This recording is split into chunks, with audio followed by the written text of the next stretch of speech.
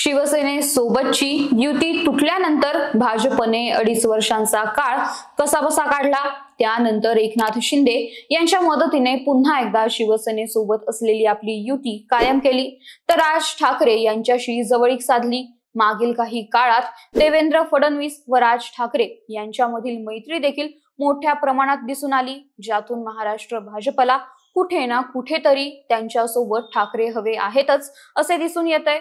पण महाराष्ट्र भाजपला त्यांच्यासोबत ठाकरे का हवे आहेत?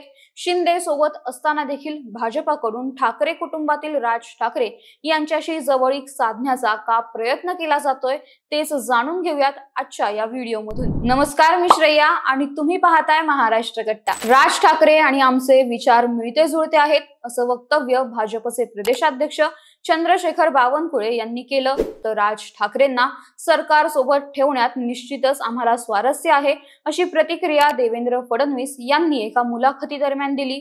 महाराष्ट्र भाजपचे प्रदेशाध्यक्ष व स्वतः मुख्यमंत्री देवेंद्र फडणवीस यांनी राज ठाकरे यांच्याबद्दल बोलताना दिलेल्या या प्रतिक्रियांमुळे भाजपा राज ठाकरेंसोबत जवळीक साधण्याचा प्रयत्न करताना दिसून येते।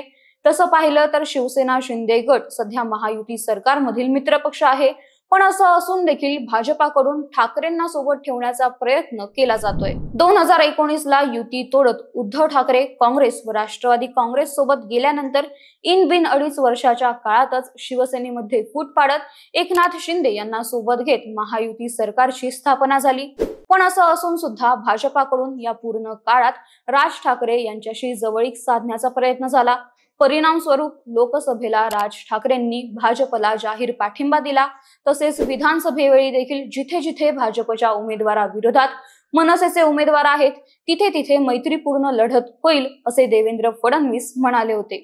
एकूणच या सर्व घटना लक्षात घेता भाजपला ठाकरे त्यांच्यासोबत हवे आहेत एवढं निश्चित, मग ते राज ठाकरे असो वा उद्धव ठाकरे याचा फरक पडत नाही। पण असं का? या प्रश्नाचं सगळ्यात पहिलं कारण आहे बाळासाहेब ठाकरे। संपूर्ण महाराष्ट्रात भाजपा वाढवण्यामागे बाळासाहेब ठाकरे यांचे फार मोठे योगदान होते। बाळासाहेब ठाकरेंमुळे भाजपा महाराष्ट्रात जम बसवू शकला। त्यासोबतच महाराष्ट्रात अजूनही बाळासाहेब ठाकरे यांच्या विचारांशी जोडला गेलेला व त्यांना मानणारा मोठा वर्ग आहे व या वर्गाची मते मिळवण्यासाठी भाजपला त्यांच्या सोबत ठाकरे आहेत असं दाखवणं अतिशय महत्त्वाचं आहे। दुसरा मुद्दा आहे मराठी अस्मितेचा। ठाकरे हे नाव आलं की मराठी अस्मिता येतेच। बाळासाहेब ठाकरे यांनी मराठी अस्मिता जपण्यासाठी अतिशय बहुमोल असं योगदान दिलं आणि त्यामुळे महाराष्ट्रातील अनेक मतदार याच मराठी अस्मितेसाठी ठाकरेंना पाठिंबा देतात आणि हेच मराठी मतदार टिकवून ठेवण्यासाठी ठाकरे त्यांच्यासोबत असणं भाजपासाठी महत्त्वाचं आहे। तिसरा मुद्दा आहे हिंदुत्वाचा। बाळासाहेब ठाकरे हे कट्टर हिंदुत्ववादी होते। भाजपा देखील हिंदुत्ववादी विचारांचा पक्ष आहे, पण तरी सुद्धा महाराष्ट्रातील मतदार हिंदुत्वाच्या मुद्द्यावर भाजपापेक्षा शिवसेनेला जास्त पसंती देतात व हीच हिंदुत्ववादी विचारांची वोट बँक आपल्या सोबत ठेवण्यासाठी भाजपला त्यांच्या सोबत ठाकरे आहेत हे दाखवणं अतिशय महत्त्वाचं आहे। 2019 पर्यंत उद्धव ठाकरे भाजपासोबत होते, त्यामुळे त्या काळात भाजपाकडून राज ठाकरे यांच्यासोबत फारशी जवळीक साधण्याचा प्रयत्न झाला नाही। त्यानंतर 2022 मध्ये एकनाथ शिंदेंना भाजपने सोबत घेत महायुतीची स्थापना केली, पण तरी सुद्धा त्यांना ठाकरे हवे होते, कारण एकनाथ शिंदे जरी बाळासाहेबांचे वैचारिक वारसदार असले तरी त्यांचा म्हणावा तसा फायदा भाजपला झाला नाही। याशिवाय पहिल्यापासून बाळासाहेबांचा वारसदार म्हटलं की लोकांसमोर दोनच पर्याय उभे राहायचे, एकतर उद्धव ठाकरे आणि दुसरा म्हणजे राज ठाकरे। आजही यात फारसा फरक झालेला दिसून येत नाही व त्यांच्या नावापुढे लागणारं ठाकरे